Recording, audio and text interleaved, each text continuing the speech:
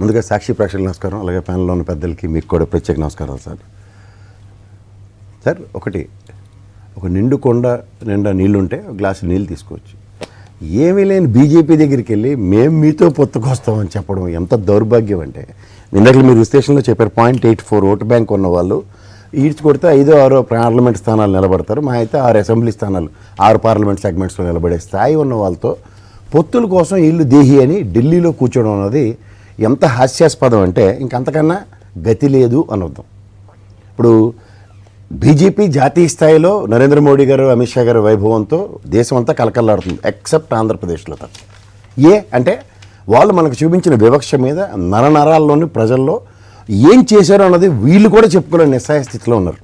ఇప్పుడు రఘునాథ్ బాబు గారు లాంటి వాళ్ళు ఎప్పటి నుంచో పార్టీలో పాతుకుపోయి ఉన్నా సరే, ఎక్కడి నుంచి అక్కడ ఒక అడుగు ముందుకేయడానికి కన్నా 10 అడుగులు వెనక్కేసిన ఉదంతాల్లో ఉండేవాళ్ళు. అంటే ఇప్పుడు ఏళ్ళదే ఉందండి, పక్క చూసి పారేశారు. అదే ఇప్పుడైతే ఒరిజినల్ ఫ్లేవర్ ఉన్న బీజేపీ వాళ్ళు కాకుండా, ఆర్ఎస్ఎస్ భావజాలాలు ఉన్న వాళ్ళు కాకుండా, ఈ పారాచూట్ బ్యాచ్ గారిని ఎప్పుడైతే ఎంటర్టైన్ చేయడం స్టార్ట్ అయిందో ఆ ఏరా అక్కడితో అయిపోయింది. కన్నా లక్ష్మీనారాయణ గారు తదంతరం సోమవీర్ రాజు గారిని లక్ష్మీనారాయణ గారు మాత్రం ఏముంది, ఆయన కాంగ్రెస్ నుంచి అదే చెప్తున్నాను సార్. కన్నా లక్ష్మీనారాయణ గారి తర్వాత సోమవీర్ రాజు గారిని ముళ్ళ కిరీటం మీద కూర్చోపెట్టినట్టు కూర్చోపెట్టారు. కూర్చోపెట్టి ఆయనకు ఒక్క నిమిషం కూడా మనశ్శాంతి లేకుండా ఎప్పుడు దింపేద్దామన్న కార్యక్రమంలో మళ్ళీ పారాచూట్ బ్యాచ్ పురంధేశ్వరం గారిని తెచ్చుకున్నారు. సరే, ఇప్పుడు వాళ్ళ అంతర్గత విషయాలు మనకు అనవసరం. కానీ ఇవాళ తెలుగుదేశం నుంచి పార్టీ నుంచి బయటికి పోయిన కౌన్సిలర్ స్థాయిలో కూడా జీవితంలో గెలవలేదు, నిలబడలేని వాళ్ళ కోసం పరిరక్షణ కోసం ఇవాళ బీజేపీ ఒక పక్కన, ఇంకో పక్కన తెలుగుదేశం కూడా ఇక్కడ చూశారు కదా, వాళ్ళ నాయకులను అందరినీ సురక్షిత ప్రాంతాలకు తరలించేదాకా చంద్రబాబు నాయుడు గారికి తట్టబొట్ట సర్దేసి ఆంధ్రప్రదేశ్కి వెళ్ళేదాకా ఎలా అయితే ఉందో అదే ప్రస్థానం అక్కడ ఉంది. అండ్ మోర్ ఓవర్ ఇవాళ తలైన దూకోకుండా వీళ్ళు చుట్టూ తిరిగిన సిపిఐ రామకృష్ణ గారి పరిస్థితి ఏంటో నాకు ఇప్పటికి కూడా అర్థం అవుతుంది. తల కూడా దూకోడు సార్ ఆయన. ఇప్పుడు పరిగెట్టుకు వచ్చి చంద్రబాబు నాయుడు చుట్టూ తిరుగుతుండే వ్యక్తి తల దూకోవడానికి కూడా టైం తీసుకోడు ఆయన. అంటే చంద్రబాబు నాయుడు గారు హుకుం అని ఇవాళ ఆయన మళ్ళీ బీజేపీ పార్టీకి వెళ్తే ఆ సిపిఐ తీసుకెళ్ళిపోతే రామకృష్ణ గారిని కూడా తీసుకెళ్ళిపోతే ఒకళ్ళైతే తల దూకోలేరు, ఇంకోటి అయితే కోడుకోరు వదులుకోలేరు. ఇద్దరు ఆ సిపిఐ పార్టీ వాళ్ళ బాధ అది. అంటే వీళ్ళ దగ్గరికి వస్తే ఉండవు, ఎందుకంటే వీళ్ళ సిద్ధాంతాలు భావజాలాలు సిద్ధాంతం బూడిద. మీరు కూడా అమాయకంగా మాట్లాడుతున్నారు. మోడీ గారంటే ఒక రకంగా ఫోన్లో ఆత్మగౌరవంతో ఉంటాడనుకున్నా, ఇంత పండ బూతులు టెర్రరిస్ట్ అని చెప్పి తిట్టించుకుని నీకు పెళ్ళం ఉందా, నీకు ఎవరున్నారు, సంసారం ఉందా, నీకు అసలు సంసారం చేయడం వచ్చా అని చెత్తా చేదారం అంతా మాట్లాడించుకుని అవ్వా నాకైతే సిగ్గిపోయింది. మోడీ గారి అంటే నాకు కాస్త గౌరవం ఉండేది. ఈ దెబ్బతోటి చంద్రబాబు దెబ్బకి మోడీ అందరి వాడు సైతం ఆత్మగౌరవాన్ని వదులుకునే దౌర్భాగ్య పరిస్థితి పడతాడని నేనైతే అనుకోలే. సార్ మీరు అలా సంతోషం సినిమా చూసారు సార్, వాళ్ళిద్దరు లవ్ మ్యారేజ్ చేసుకుని వస్తారు. ఆయన మాత్రం సీరియస్గానే ఉంటాడు, ఇంట్లో వాళ్ళు మాత్రం అలవాటు పడుతూ కలుపుకోవడానికి ప్రయత్నిస్తున్నట్టుగా ఉందా చంద్రబాబు నాయుడు గారి పరిస్థితి. మీరు గమనించట్లేదు. ఎప్పుడైతే అమిత్ షా గారిని దేనికి కలుస్తారు సార్, ఈ ఢిల్లీరావు గారి కేసు ఒకటి ఉంది, పేక మీద మెడ కత్తేసుకుని ఆ ఢిల్లీలో తాగిన మైకంలో 2 జడ్జిలను మేము మేనేజ్మెంట్ షోతో తెచ్చుకున్నాం. మేము మిలిటరీ అతిరథ మహారథుడు స్టింగ్ ఆపరేషన్ చేసి బయటెట్టాడు వచ్చి. ఆ 2 జడ్జిలు సోమోటో కేసు వేశారు సార్. ఏది కండెంప్ట్ ఆఫ్ కోర్టు కింద. ఆ కండెంప్ట్ ఆఫ్ కోర్టు ఫ్లోర్ మేనేజ్మెంట్లో కదా మనకి ఏ రోజు దాకా అది బెంచ్ కాకుండా సర్వైవ్ అవుతుంది. దీనికి రేవంత్ రెడ్డి గారితో మంత్రాలు జరిపి ఇక్కడ బేగంపేట ఎయిర్పోర్ట్లో ప్రొయాక్టివ్గా నువ్వు కేసేసి, ఎందుకంటే ప్రతిసారి బలిపశువుని చేసేది రేవంత్ రెడ్డే కదా. ఆ ఒడుగు నోటు కేసులో కూడా కోడిపెట్టలో దొరికించింది ఆయనే కదా. వాళ్ళకి వీళ్ళ సొమ్మేం పోద్ది. తండ్రి కొడుకులు ఇద్దరు గోపెట్లో ఉంటే ఇవతల బీజేపీ వాళ్ళు ఏమైపోయినా పర్లేదు, అవతల కాంగ్రెస్కి పోయిన రేవంత్ రెడ్డి అయిపోయినా పర్లేదు, ఈయనతో కేసు వేయించేస్తే. ఎందుకంటే కోర్టు పరంగా కనుక తీసుకుంటే అది గ్యారంటీగా సిబిఐ కేసు ఏదో అయింది అనుకోండి, ఈ ఎలక్షన్ ముందు ఉన్న వాటితో ఇంకో బాధ కదా. సో వీటిలన్నిటి రక్షణ కోసం రాష్ట్రం కోసం వెళ్ళాడా సార్. నేను బూతులు విన్నా సార్, తెల్లారు నాకు దయించి బూతులు మాట్లాడు.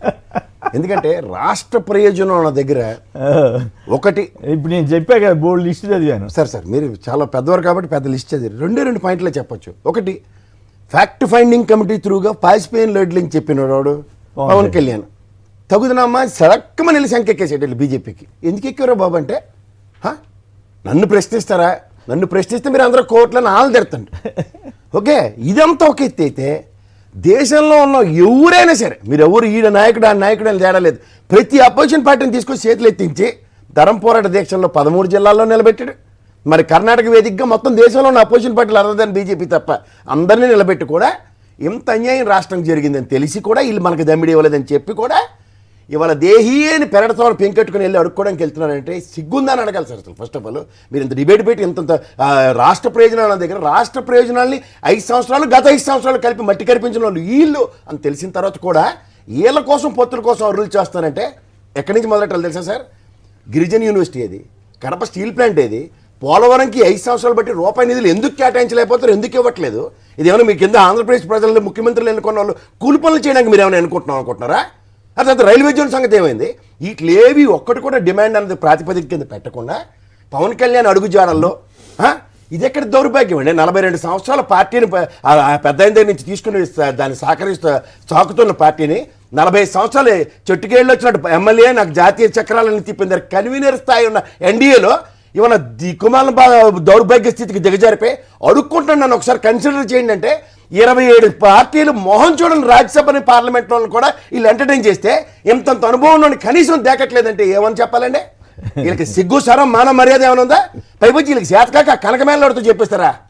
భవిష్యత్తు కోసం ఏంటి విషయం చెప్పండి. నీ భవిష్యత్తుగా నీకు దిక్కులేదు. ఏప్రిల్ ఎత్తి అవతల కూర్చోబెట్టారు, ఆల్రెడీ ప్రమాణ స్వీకారాలు రెడీగా ఉన్నారు. వీళ్ళట భవిష్యత్తులో మనం సహకరించే వాళ్ళు సెకండ్ థర్డ్ స్టెంట్ లీడర్లు లేరు. రాష్ట్ర ప్రయోజనాలు అంటే చెప్పనా సార్? 2 నిమిషాలు తీసుకుంటారు మీరు పెద్దవారు ఏమనుకోకండి. రఘునాథ్ బాబు గారు మీరు కూడా అంటే ఆయన ఏం చెప్తాడు, దిగాలు పడి ఉన్నాడు. రాష్ట్ర ప్రయోజనాలు అంటే విడగొట్టిన 2 రాష్ట్రాలు కడుపులో కాళ్ళు ఎట్టుకున్నా కాళేశ్వరం ప్రాజెక్ట్ పెట్టుకుని బొక్క నీళ్ళు తెచ్చుకున్నాం సార్. ఇక్కడ వీళ్ళు ఆంధ్రప్రదేశ్లో ఉద్దానం కిడ్నీ బాధితుల కోసం నీటి సరఫరా చేయడానికి 700 కోట్ల ప్రాజెక్ట్ అండి. ఇదే పవన్ కళ్యాణ్ చెప్పండి. ఉద్దానంలో కిడ్నీ సమస్య ఉందని జుత్తెగరేసుకుని ఊగిపోతే 2 వీళ్ళు ఎక్కడెక్కడ అక్కడ 4 కిడ్నీస్ డయాలసిస్ సెంటర్లు పెడితే మమ అనిపించిన దగ్గర ఒక 1000 పడకల పై హాస్పిటల్ కట్టి 700 కోట్లతో వాటర్ ప్యూరిఫికేషన్ ప్లాంట్ అంటే శాశ్వత ప్రయోజనాల కోసం ఆశించిన ఓ ముఖ్యమంత్రి వేసే వీళ్ళు ఎవరంటే రాష్ట్ర ప్రయోజనం గురించి మాట్లాడుతున్నారు? విజయవాడలో ఫ్లైఓవర్ ఈయన బదులు ఇంకో ఆయన వస్తారు పెద్ద మా బాబ్జీ గారు 25 కనకదుర్గమ్మ ఫ్లైఓవర్ గురించి మాట్లాడతారు. ఆయన దానికి ప్యారల్గా ఎన్ని ఫ్లైఓవర్లు కట్టారు సార్? మీరు విజయవాడ తిరుగుతూ ఉంటారు. 135 కోట్ల ఫ్లైఓవర్లు కట్టిన చంద్రబాబు దాన్ని మనకు ఎందుకు కాదు కృష్ణ ఉండండి సార్. ఇంకా మీరు ఫ్లైఓవర్ ఉన్నాయి, ఎన్నో 25 ఉన్నాయి రాష్ట్ర ప్రయోజనాలు అంటే. కరకట్ట అమ్మట బ్రహ్మాండంగా గోడ కట్టిన తీరు. మీరు గోడ దాకా వెళ్ళారు సార్. 25 రాష్ట్ర శాశ్వత ప్రయోజనాలు పరిరక్షించిన ఈ ప్రభుత్వం నోరు తిరగదు కదా. అరవడ పచ్చళ్ళోడికి పేపర్లు వేసుకున్నాడికి ఫ్లైఓవర్లు మేమే కదా కట్టింది. ఒకటి కనకదుర్గమ్మ ఫ్లైఓవర్ అదే మీ బాబ్జీ గారు చంద్రబాబు టైంలో ఆంధ్రప్రదేశ్ మచిలీపట్నంలో 5,000 కోట్లు పెట్టి గ్రీన్ ఫీల్డ్ పోర్ట్ కడుతున్నాం సార్. అది 80% పైచి కంప్లీట్ అయింది. రామాయపట్నం మచిలీపట్నం అనంతపురం జిల్లాలో 300 కోట్లు పెట్టి ఫ్లైఓవర్ కట్టినాం సార్. ఓకే తిరుపతి దగ్గర గరుడ ఫ్లైఓవర్ సేతు బ్రహ్మాండంగా ఉందండి. శాశ్వత ఇవంటారు సార్. అలా అప్పుడు ఎప్పుడో మొదలెట్టారట వాళ్ళు సార్. కంపెనీలు లేవు అంటారు కదా. 1,050 కోట్లలో తిరుపతిలో ఎలక్ట్రానిక్ డివైజెస్ తయారు చేసే ఫాక్స్ లింక్ అనే కంపెనీ వచ్చింది సార్. దీనివల్ల కంపెనీలో 2,000 మంది ఉద్యోగం చేస్తున్నారు సార్. ఇవి రాయడానికి ఆ పచ్చళ్ళోడికి చేయరాదు. గ్రీన్ కో అంతకంటే పెద్ద ప్రాజెక్ట్ కదా. గ్రీన్ కో డైకాన్ గుంటూరులో 1,500 కోట్లు పెట్టి షేరీ సిమెంట్ గ్రీన్ ఫీల్డ్ కంపెనీ వారికి కట్టిస్తుంది సార్. ఇది కంప్లీట్ అయితే కొన్ని వేల మందికి ఉద్యోగాలు వస్తాయి. గుంటూరులో కనబడుతూ ఉంటుంది, చూడమనండి సార్ పనులు ఎంతవరకు అయ్యి. రైట్, అవి పర్లేదండి, అవన్నీ జనానికి అర్థమవుతున్నాయి. ఏడ అర్థమైనా చెప్పినాడు సార్. ఎవరు చెప్పినాడు? అర్థం చెప్పకుండా ఉండలే కానీ రైట్ చెప్పిన ఒకటి ఎవరు ఇక్కడ ఒక వార్త ఉందని ఎక్కడ మీరు గంట సేపు ఎత్తకండి చూద్దాం. Okay right. ఇలాంటివి ఇవి శాశ్వత పరిష్కారాల కింద 25 దగ్గర 1,103 కోట్ల పెట్టుబడులు తీసుకొచ్చిందండి ప్రభుత్వం. ఓకే, 1,103 కోట్ల పెట్టుబడులు ఎక్కడ చర్చనీయాంశం కానివ్వరు.